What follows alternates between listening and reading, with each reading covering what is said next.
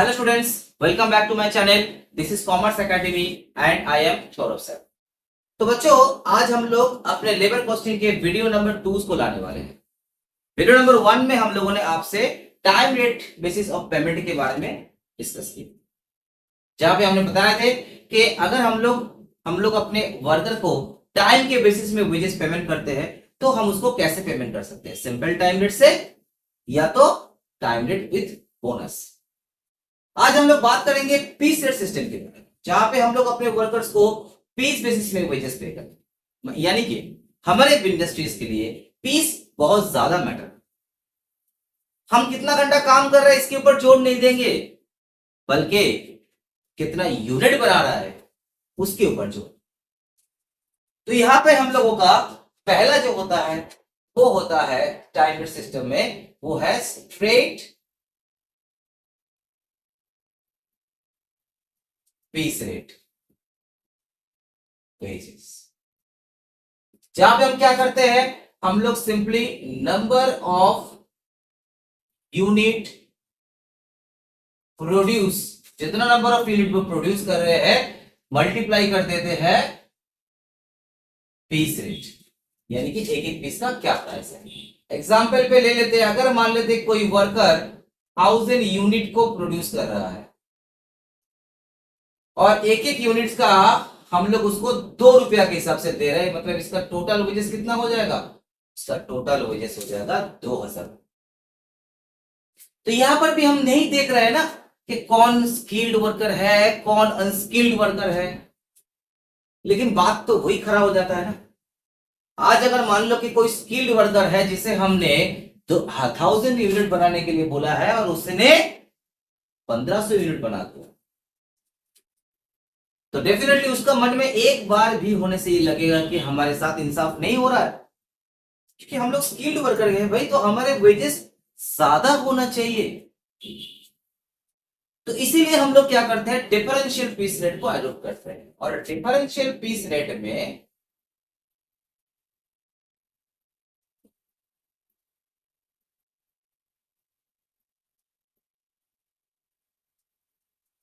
हम लोग यहाँ पे दो थियरम को यूज करते हैं, एक है टेलर प्लान या टेलर थ्योरी और एक होता है मेरिट थ्योरी या मेरिट प्लान। देखो टेलर वाला क्या बोलता है, टेलर वाला बोलता है कि भाई हम अपने रेट को डिफर कर पाएंगे, जो ज्यादा काम करेगा यानी कि जो स्किल्ड वर्कर है उसके लिए रेट अलग होगा, जो अनस्किल्ड वर्कर है उसके लिए रेट कम होगा। तो उसने क्या किया, एक टेबल बनाया, उस टेबल में उसने क्या दिखाया कि जिसका ठीक है उसके ऊपर लिख देते हैं,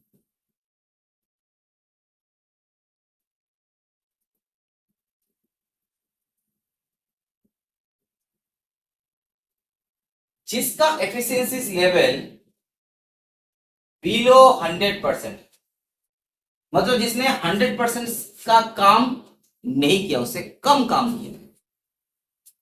मान लो उसको 1000 पीस बनाने के लिए दिए हैं और उसने 900 पीस बनाया, यानी कि वो बिलो एफिशिएंसी लेवल पे 100% से नीचे है उसका।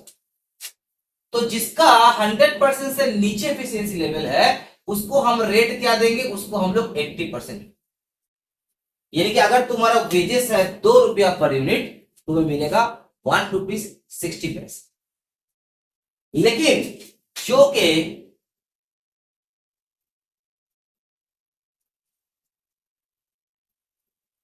स्टैंडर्ड और एवो है, यानी कि less than greater than equals to 100 है, उसको हम लोग 120% ऑफ वेजेस देंगे, यानी कि सीधा वेजेस का रेट जो है वो 120% हो जाएगा, 2 रुपीज की जगह आपको 2 रुपीज 40 पैसा वेजेस। तो एग्जांपल ले लेते हैं, चलो मान लेते हैं कि ए और बी दो वर्कर है जिसे हमने 1000 यूनिट करके बनाने के लिए दिया है। तो ए ने हमें केवल 900 यूनिट बना के दिया था, उसको बोले भाई तुम्हें 900 यूनिट का पैसा मिलेगा, लेकिन कितना पैसा रख के मिलेगा, 2 रुपीज के हिसाब से नहीं मिलेगा, तुम्हें 1.6 रुपीज के हिसाब से मिलेगा, क्योंकि तुम अपने एफिशिएंसी लेवल को टच नहीं कर पा। वहीं पे बी ने 1200 यूनिट हमें जमा किया, तो मैंने कहा कि भाई तुमने तो बहुत अच्छा काम किया, चलो तुमने स्टैंडर्ड से ऊपर काम किया, यानी कि तुम अपने लेवल को टच तो किए और उसके ऊपर चले गए। तो अब तुम्हें हम कितना रुपया करके रेट ऑफ परचेज देंगे, 2.40 रुपीज के हिसाब से 1200 यूनिट का। तो सवाल ये बनता है कि सर एफिशिएंसी लेवल कितना परसेंट है, वो कैसे कैलकुलेट? तो सीधा सा लॉजिक है, आपको जितना काम दिया गया है अगर आपने उसे ज्यादा काम किया तो आप उससे ज्यादा एफिशिएंट हो। मतलब आपका जो ऊपर वाला हिस्सा है यानी कि न्यूमरेटर है, वहां पे रहेगा आपका एक्चुअल प्रोडक्शन लेवल, और नीचे जो डिनोमिनेटर वाला हिस्सा है उसमें आपका रहेगा स्टैंडर्ड प्रोडक्शन लेवल। यानी कि अगर हम लोग यहाँ पे एफिशिएंसी लेवल के जांच करते हैं तो उसका फॉर्मूला रहेगा actual production divided by standard production into 100। ठीक है, तो अगर आपने 900 यूनिट जमा किया हो तो 900 डिवाइडेड बाय 1000 इनटू 100 यानी कि आपने 90% काम किया हो, यानी कि बिलो 100%। और अगर आपने 1200 यूनिट जमा की हो तो 1200 डिवाइड बाय 1000 यानी कि 120%, यानी कि आप अबव स्टैंडर्ड में। तो टेलर का जो ये थियरी है, इस थियरी को मेरिक ने थोड़ा सा क्रिटिसाइज किया। मेरिक बोलता है कि भाई आपने थ्योरी तो बनाया अच्छा, लेकिन सबसे गलत चीज जो आपने कर दिया यहाँ पे वो है आपने 100% वेजेस, जो बेसिक वेजेस है वो आपने किसी को पेमेंट नहीं, या तो आपने 80% पेमेंट किया था, आपने 120% किया, लेकिन 100% वेजेस किसी को नहीं पेमेंट। तो देखो आज जिस वेजेस बोल के आपको, जो वेजेस बोल के आपको हमारे इस पे बिजनेस में, हमारे इंडस्ट्री में आपको हायर किया जा रहा है, अगर वही वेजेस आपको ना मिले तो कैसा लगेगा आपको? 80% देने का मतलब है आपको पनिशमेंट दिया जा रहा है कि आप काम नहीं कर पा रहे तो आपको पनिशमेंट दिया जा रहा है। आपका 2 रुपया के बदले 1 रुपया, 60% आपको वेजेस मिले, तो वर्कर इससे नाखुश हो जाएगा। तो भाई आप 2 रुपया बोल के लाए, कम से कम 2 रुपया तो दीजिए। हाँ, जो अच्छा काम करते हैं उसको बढ़ाइए, लेकिन ऐसा नहीं कि हमें आप पनिशमेंट दीजिए। तो मेरिट ने इसी चीज का क्रिटिसाइज किया। मेरिट ने कहा कि ये गलत थ्योरी है। तो मेरिट ने बोला कि भाई हम देखो अपना फॉर्मूला डालते हैं, वो फॉर्मूला कैसा लगा। उसने भी क्या किया, यहाँ पे एफिशिएंसी लेवल और रेट, उसने कहा कि मैं up to 83 and 1/3%, up to 83 and 1/3% वाले को 100% वेजेस। ठीक है, 83 एंड 1/3% से लेके 100% एफिशिएंसी लेवल वाले को हम 10% का प्रमोशन देंगे, उसका वेजेस रेट हो जाएगा 110%। और जिसने 100% से ऊपर चला गया, 100% और अबव चला गया, उसको हम देंगे 120% का वेजेस। तो मेरिक बोल रहे थे देखो मैंने 100% का जो स्लॉट है उसको मेंटेन किए, इसका मतलब है वर्कर को हम स्किल्ड होने का मौका दे रहे हैं कि भाई देखो तुम्हें 100% मिलेगा अगर तुम 83%, 83 और 1/3% के अंदर में। देखो तुम्हारा बगल वाला आदमी जो है उसको 110% मिल रहा है, उसको ज्यादा मिल रहा है वेजेस, क्यों? क्योंकि वो 83 एंड 1/3 से ऊपर में है। दूसरे व्यक्ति को हम तीसरे व्यक्ति का एग्जांपल देंगे कि भाई देखो उसको तो 120% मिल रहा है क्योंकि वो 100% से ऊपर चला गया है। भाई काम करो, काम जितना बढ़ाओगे उतना ही तुम्हारा वेजेस बढ़ेगा, ये मोटिवेट होता है। तो टेलर थ्योरी से मेरिक थ्योरी जो है वो ज्यादा पॉपुलरिटी है क्योंकि बेस लेवल को यहाँ पे मेंटेन किया। चलो तो देखो यहाँ पे हम एक एग्जाम्पल को सॉल्व करते हैं, उससे हम लोग मोटा मोटी एक क्लियरिटीज में आ जाएंगे कि किस तरीके से वेजेस सिस्टम को अडॉप्ट किया जाता है। क्वेश्चन जो है आपके स्क्रीन पे दिया हुआ है, इसको हम लोग सॉल्व करते हैं। देखो क्वेश्चन में कहा जा रहा है कि a worker takes 80 hours to do a job for which the time allowed is 100 hours. मतलब वर्कर ने 80 आवर्स लिए हैं जिसके लिए उसको 100 आवर्स दिया गया था। डेली रेट जो है उसका है वो है 2.5 per hour. Calculate the work cost for the job under the following methods of payment of the wages under time rate system, under piece rate system, under health plan and under one. Additional information के तौर पे आपको दिया गया है कि आपका material cost है 120 रुपीज और फैक्ट्री ओवरहेड है 125% ऑफ द वेजेस। मतलब यहाँ पे सिर्फ आपको वर्कर्स का रेम्युनरेशन या वेजेस नहीं निकालना है, साथ में आपको एक कॉस्ट शीट भी बनाना है 4 मेथड्स। तो अब 4 मेथड क्या क्या है? Time rate system, piece rate system, health plan and the one. चलो इसको कैसे सॉल्व करते हैं। तो देखो 4 अलग अलग मेथड्स है, तो 4 कॉलम बन जाएगा। सबसे पहले हम क्या करेंगे, इंफॉर्मेशन को गैदर करेंगे, जैसे टाइम अलाउड, सबके लिए 100 आवर्स करके टाइम अलाउड है, लेकिन क्योंकि वर्कर एक है, प्लान अलग अलग है, उसमें उसने टाइम टेकन कितना घंटा किया है, सब केसेस में उसने 80 आवर्स का टाइम टेकन किया है। इसके मतलब उसने टाइम सेव्ड कितना किया है, 20 आवर्स करके उसने टाइम सेव किए हैं। और अपना टाइम रेट क्या है, टाइम रेट जो है वो है 2.5 पर आवर।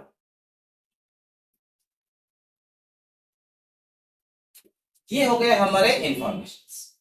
अब हम लोग क्या करेंगे, कैलकुलेट वेजेस। तो पहला अपने को दिया गया है कि आपको टाइम रेट के बेसिस में वेजेस कैलकुलेट करना है, यानी कि सिंपल टाइम रेट सिस्टम।